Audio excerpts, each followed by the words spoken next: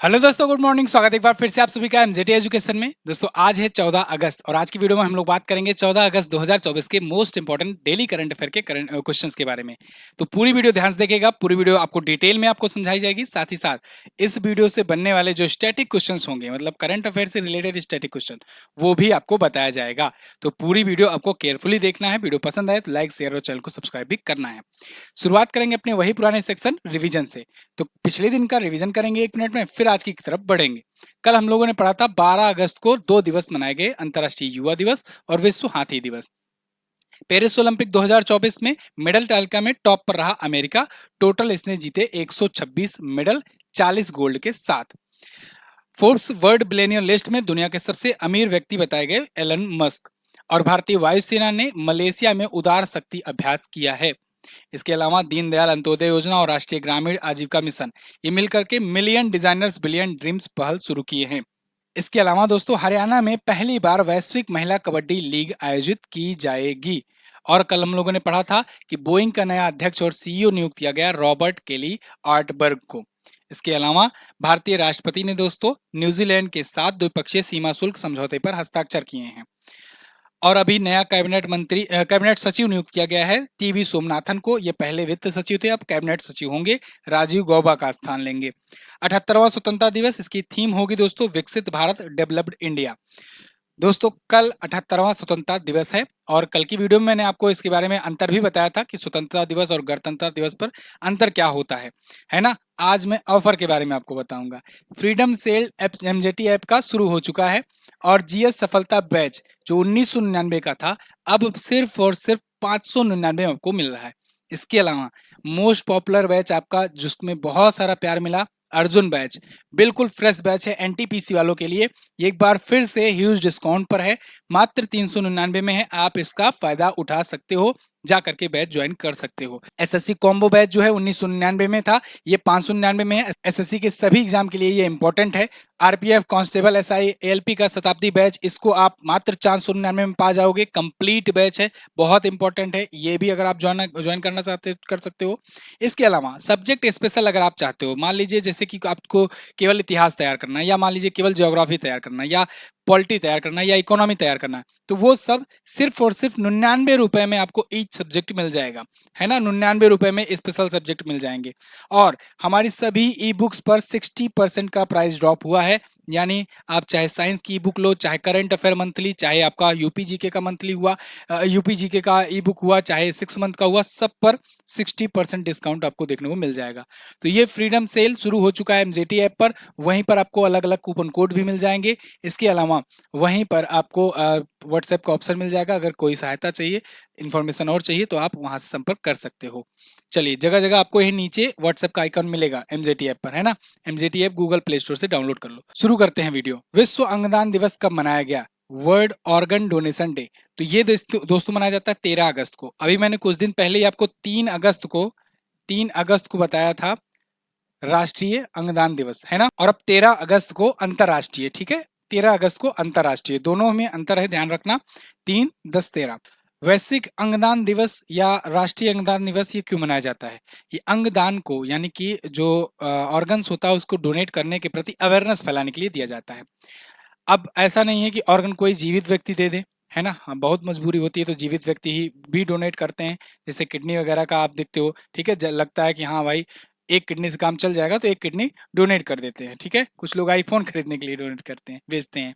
चलिए, तो फिलहाल जोक्स अपार्ट, यहाँ पर देखिए उस मकसद से मनाया जा रहा है ये दिवस को, जिससे वो व्यक्तियों के लिए अवेयरनेस फैलाई जा सके जो व्यक्ति के परिवारजन या कोई मान लो सगे संबंधी जिनकी मृत्यु हो जा रही है, आकस्मिक निधन हो जा रहा है। कभी कभी एक्सीडेंटल जब डेथ होती है मैक्सिमम केसेस में, तो उनमें बाकी अंग तो ठीक से काम कर रहे होते हैं, कोई अगर बड़ी बीमारी ना हुई होती है तो जब उनकी ऐसी डेथ होती है तो फिर ऐसे व्यक्तियों से ये रिक्वेस्ट की जाती है कि भाई अब तो इनका आप अंतिम संस्कार करोगे, लेकिन अगर इनका अंग जो है, जो अच्छा अंग है, अभी अच्छे कंडीशन में है, उसको अगर डोनेट कर दोगे तो किसी ऐसे व्यक्ति की मदद हो जाएगी जिसके पास वो अंग खराब है या नहीं है, कि तो जिंदगी चली गई, वो तो नहीं आनी है दोबारा, तो किसी दूसरे को बचाया जा सकता है या उसकी लाइफ और अच्छी बेहतर की जा सकती है। तो पहला अंगदान कब हुआ था, पहली बार ऑर्गन का डोनेशन कब हुआ था, या कहें कि ऑर्गन का ट्रांसप्लांटेशन कब हुआ था, ये हुआ था 1954 में, जब एक भाई ने अपने दूसरे जुड़वा भाई को अपनी किडनी जो है वो डोनेट की थी और किडनी का ट्रांसप्लांटेशन हुआ था। ठीक है, ये रोनाल्ड ली हेरिक नाम का व्यक्ति था, 1954 में तब हुआ था। ट्रांसप्लांट किसने किया था, जोसेफ मरे ने। जोसेफ मरे ने पहला सफल किडनी का ट्रांसप्लांटेशन किया था और इसके बाद इनको 1990 में आकर मेडिसिन का नोबेल भी मिला था। इसी को हम लोग सेलिब्रेट करते हैं वर्ल्ड ऑर्गन डोनेशन डे के रूप में। क्लियर है ना? चलिए अब आगे बढ़ेंगे, ये महत्वपूर्ण दिवस है, अभी परसों मैंने आपका कवर कराया था रिवीजन, तो आज हम लोग आगे बढ़ेंगे, हर 3 दिन में एक बार रिवीजन करवाऊंगा, है ना। आगे, कौन सा राज्य छात्राओं को सैनिटरी नैपकिन खरीदने के लिए नगद राशि प्रदान करने वाला पहला राज्य बना? आपने बहुत सारे राज्यों को सुना होगा कि जिन्होंने छात्राओं को या महिलाओं को सैनिटरी नैपकिन मुफ्त में दी हैं, ऐसी बहुत सारी योजनाएं आई हैं, लेकिन कभी ऐसा नहीं हुआ था कि उसके लिए नगद धनराशि दी जाए।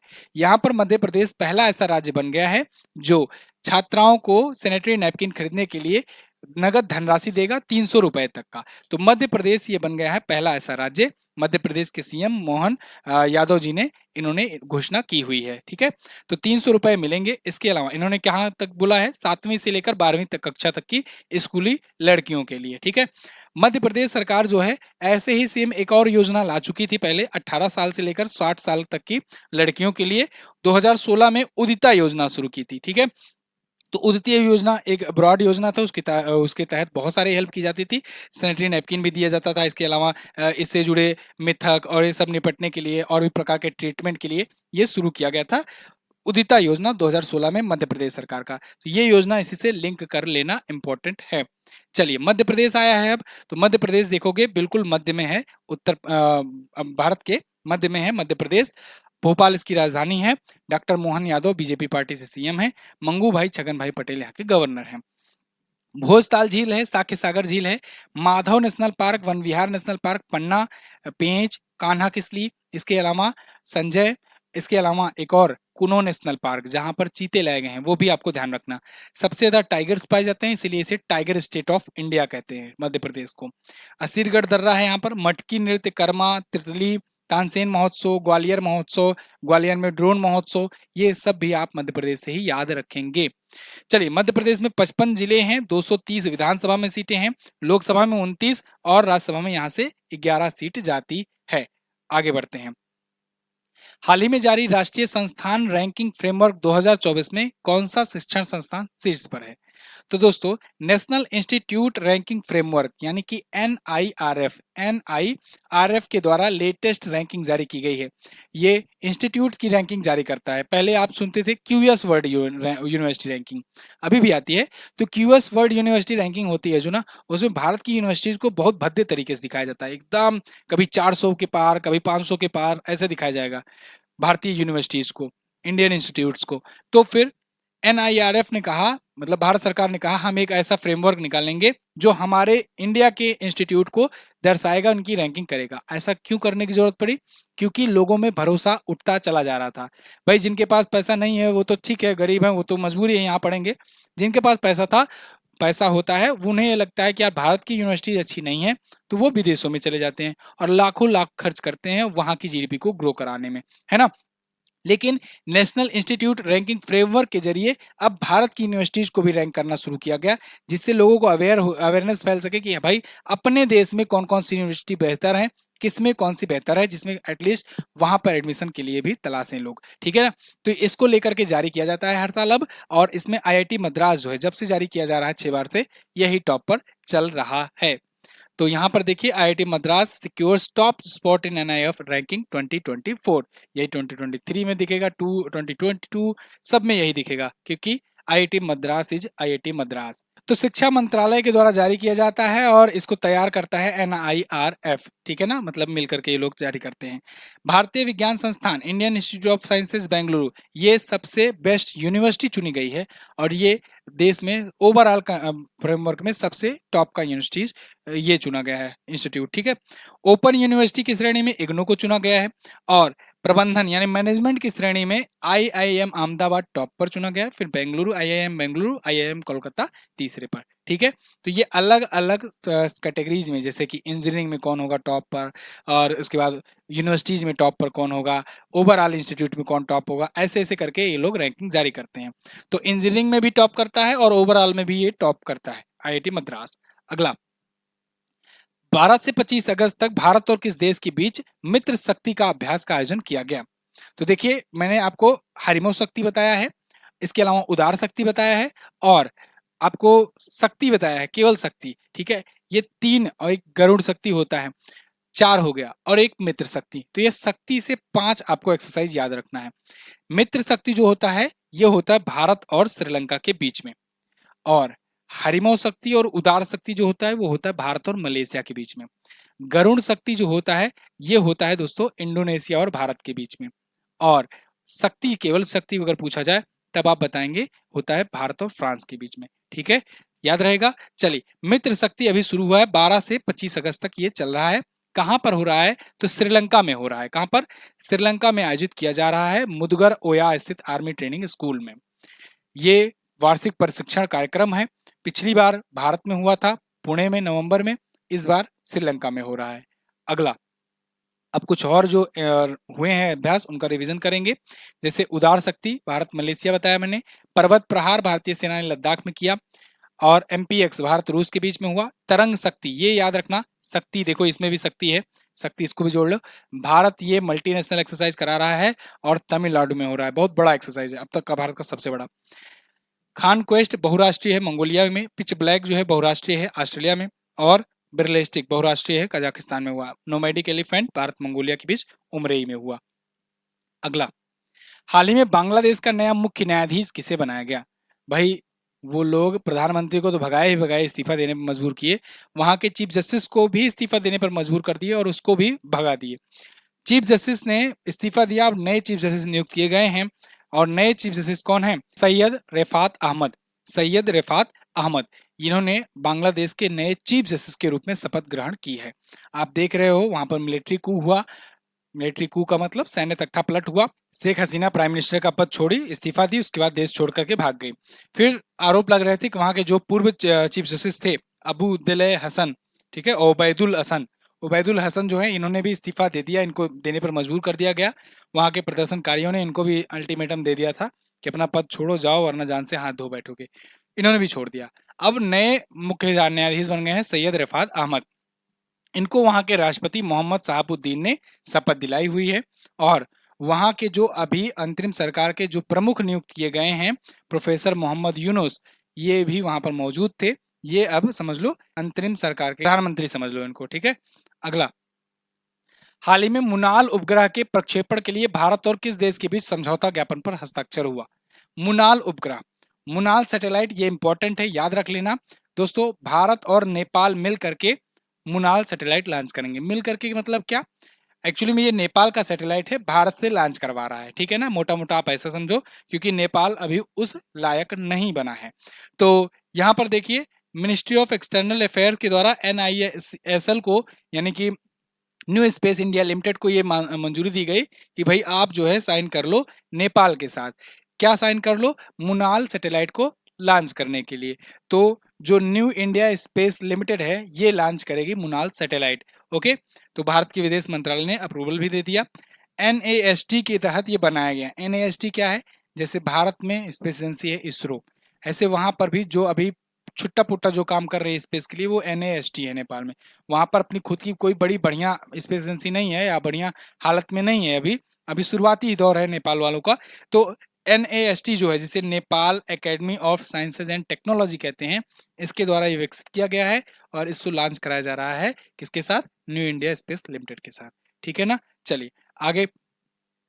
अगला, हाल ही में लोकार्नो फिल्म फेस्टिवल में लाइफ टाइम अचीवमेंट अवार्ड से सम्मानित होने वाले पहले भारतीय कौन बने? तो लोकार्नो फिल्म फेस्टिवल ये दोस्तों स्विट्जरलैंड में आयोजित हुआ, और इसमें अभी लाइफ टाइम अचीवमेंट का अवार्ड जीता किसने? शाहरुख खान ने। बॉलीवुड के बादशाह कहे जाने वाले किंग खान शाहरुख खान जो हैं ये जीते हुए हैं लोकार्नो फिल्म फेस्टिवल में लाइफ टाइम अचीवमेंट अवार्ड। ये जीतने वाले पहले भारतीय हैं। अब तक कोई भी भारतीय को ये सम्मान नहीं मिला है। इसे और भी नामों से जाना जाता है, पॉर्डो अल्ला कैरियारा या फिर कैरियर लेपर्ड, ये वहाँ की लैंग्वेज में बोलते हैं। फिलहाल यहाँ की लैंग्वेज में आप लोकार्नो फिल्म फेस्टिवल में समझो, ठीक है, लाइफ टाइम अचीवमेंट अवार्ड। तो इनको इनकी वहाँ पर फिल्म भी दिखाई गई 2002 में जो आई थी देवदास, वो भी दिखाई गई। इसके अलावा 7 से 17 अगस्त के बीच में आयोजित हो रहा है लोकार्नो में। कहाँ पर है? स्विट्जरलैंड में। एक चीज और याद रखना, अभी आपको याद होगा पेरिस में, पेरिस में इनके नाम का सिक्का जो है, सिक्का क्वाइन, इनके नाम का शाहरुख खान के नाम का एक गोल्ड कॉइन जारी किया गया, ठीक है ना। तो ये भी ध्यान रखना, ये भी किसी एक भारतीय सेलिब्रिटी के लिए पहला पहला व्यक्ति, पहला ऐसा अचीवमेंट था। अगस्त 2024 में कहां पर पुरातत्वविदों ने दुनिया का सबसे पुराना कैलेंडर खोजा? दुनिया का सबसे ओल्डेस्ट कैलेंडर खोजा गया है अगस्त 2024 में। कहां पर? तुर्की में खोजा गया है। तुर्की में दोस्तों ये खोजने की डिस्कवरी करने का अभी आर्कियोलॉजिस्ट ने दावा किया है कि ये दुनिया का सबसे पुराना कैलेंडर हो सकता है। और ये कितना पुराना हो सकता है? 12,000 साल पुराना हो सकता है। ये पुराने पत्थर के खंभे पर उकेरा गया है ये कैलेंडर।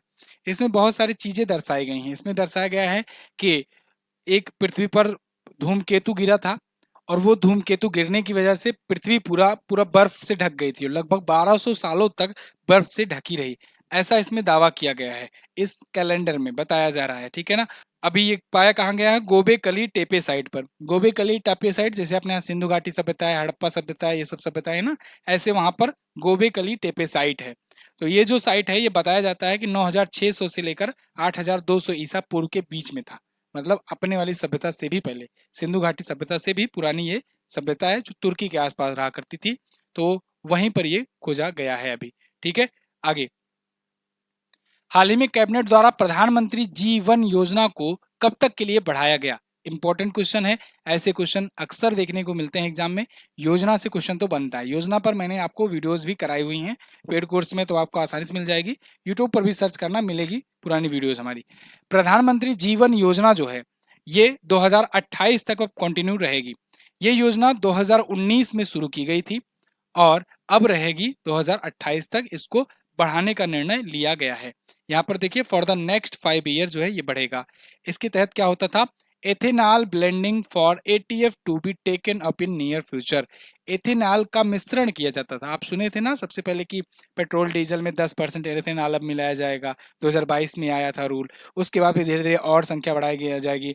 2025 तक इसको हो सकता है 20% या 30% तक लाया जाए, है ना। तो ये सब बातें चल रही थी, तो वो इसी योजना के तहत चल रही थी, प्रधानमंत्री जीवन योजना के तहत। फुल फॉर्म पूछा जाता है तो फुल फॉर्म आप नोट डाउन कर लो, ठीक है। जैव ईंधन वातावरण अनुकूल फसल अवशेष निवारण योजना, ठीक है, फसल अवशेष निवारण योजना। तो ये योजना बेसिकली भारत में उन्नत जैव ईंधन क्षेत्र को बढ़ावा देने के लिए है। अभी कुछ दिन पहले आपने देखा 10 तारीख को विश्व जैव ईंधन दिवस भी मनाया गया था, तो उसी अवसर पर यहाँ पर इसकी भी घोषणा कर दी गई, है ना। तो इसकी शुरुआत योजना की 2019 से हुई थी, अब ये चलेगी 2028 तक। आगे बढ़ते हैं। किस पद्म पुरस्कार से सम्मानित पूर्व विदेश मंत्री नटवर सिंह का हाल ही में निधन हो गया? तो इन्हें दोस्तों पद्म भूषण से सम्मान से सम्मानित किया गया था। पद्म भूषण से ये 1984 में सम्मानित किए गए थे। इनका अभी निधन हो गया है। पूर्व विदेश मंत्री थे नटवर सिंह जी। ये पहले राजदूत भी रह चुके हैं पाकिस्तान में, मतलब इससे पहले थे, और उसके बाद आगे चल करके ये मंत्रालय में आए और ये विदेश मंत्री भी बन गए। काफी सूझबूझ और कूटनीतिज्ञ ये भी माने जाते थे नटवर सिंह, है ना। तो इनका 93 वर्ष की उम्र में अभी निधन हुआ, गुरुग्राम के मेदांता हॉस्पिटल में। गुरुग्राम का मेदांता हॉस्पिटल, इसको याद आया कि जब हॉस्पिटल्स की रैंकिंग आती है कि भारत में सबसे बेस्ट प्राइवेट हॉस्पिटल कौन सा है, तो उसमें मेदांता हॉस्पिटल गुरुग्राम वाला जो है, इसी को आप लगाइएगा टॉप पर, ठीक है। ये क्वेश्चन बन सकता है, आया था बीच में रैंकिंग हुई थी तब। नटवर सिंह 2004 से 5 के दौरान यूपीए फर्स्ट की जब गवर्नमेंट थी तब इसमें विदेश मंत्री थे भारत के।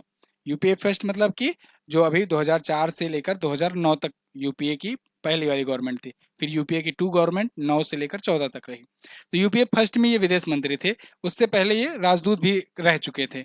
1966 से 71 में ये इंदिरा गांधी जी के साथ भी ये काम कर चुके थे, कार्यालय में जुड़े रहे थे, है ना। तो ये डिप्लोमेट भी थे, आगे चल करके मिनिस्टर भी बने और पद्म भूषण भी मिला। यहाँ पर मैं लिख दे रहा हूँ, पद्म भूषण से इनको सम्मानित किया गया साथियों 1984 2004 में। क्लियर है? इन्होंने एक बहुत ही फेमस पुस्तक भी लिखी है, द लेगेसी ऑफ नेहरू। याद रखना, ऑफ नेहरू, ये क्वेश्चन पूछा जा सकता है, ये इनकी बुक है।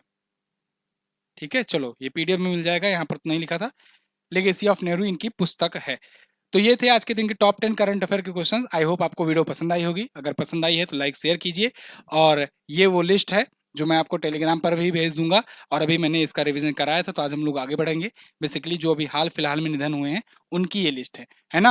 और लास्ट में जाते जाते एक बार फिर से फ्रीडम सेल स्टार्ट हो चुका है। ये 14, 15, 16 केवल 3 दिनों के लिए रहेगा। तो एक बार फिर से सुनहरा मौका है आपके लिए। आप जाइए एमजेटी ऐप पर, वहां पर डिफरेंट कूपन कोड अवेलेबल हैं। जो बैच चाहिए उसके लिए वहां पर ऑफर्स फॉर यू में जाइएगा, आपको दिख जाएगा किसमें कौन सा कूपन कोड लगेगा, और उसके बाद आप इसका फायदा उठा पाओगे, है ना। ई बुक लेना हो तो ई बुक ले सकते हो, या कोई बैचेस लेना हो तो वो उनमें भी आप एडमिशन ले सकते हो। अर्जुन बैच अभी नया स्टार्ट हुआ है, तो इसको भी अगर आप ज्वाइन करना तो ज्वाइन कर सकते हो। लास्ट मैंने आपसे पूछा था कि किस नेशनल पार्क में एशियाई शेर सबसे ज्यादा पाए जाते हैं, तो गिर नेशनल पार्क गुजरात में पाए जाते हैं। हिंद महासागर में कुल कितने संरचनाएं खोजी गई हैं, तो 7 संरचनाएं हैं अभी तक, 3 अभी नई खोजी गई हैं।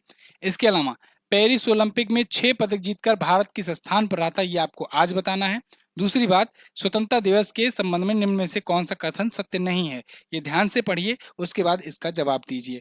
दोनों क्वेश्चंस के आंसर जो लोग भी देंगे उनको मैं दूंगा हर्ट, अगर आप डिटेल में लिखने का प्रयास करेंगे तब, है ना। तो कोशिश कीजिए डिटेल में आंसर लिखने का। चलिए बहुत बहुत धन्यवाद यहाँ तक वीडियो देखने के लिए। मिलूंगा अगली वीडियो में, तब तक के लिए नमस्कार, जय हिंद, वंदे मातरम।